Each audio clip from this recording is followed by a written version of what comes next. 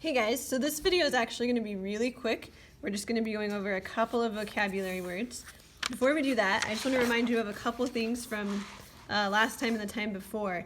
You need to know the difference between a group on the periodic table, which is a vertical column on the periodic table. So that's like columns that go up and down like this.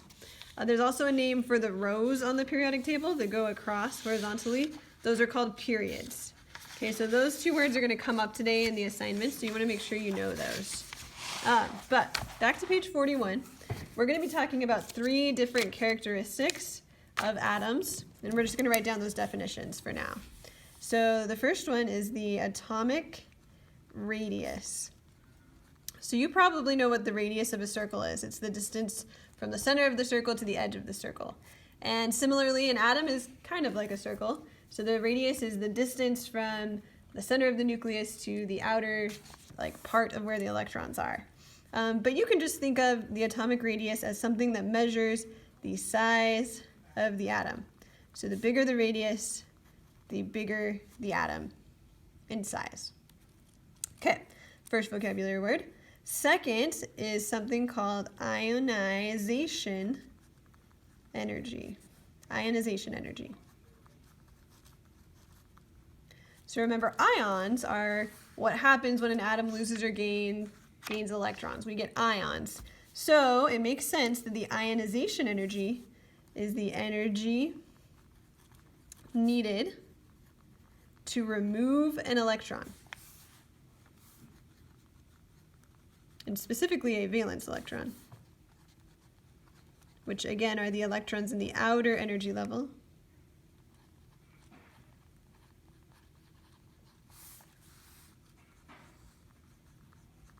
So it's called the ionization energy because removing an electron turns an atom into an ion, so it ionizes it.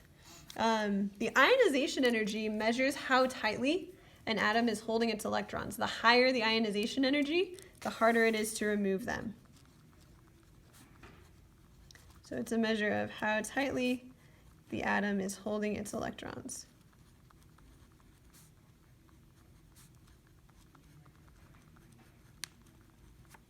Okay, last word we're going to write down is something called electronegativity, which is the relative attraction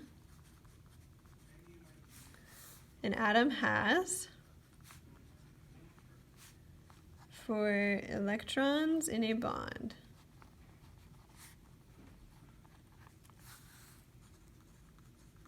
Okay, now that's kind of a complicated definition. Basically, the electronegativity measures how much an atom wants more electrons, or how much it can attract more electrons.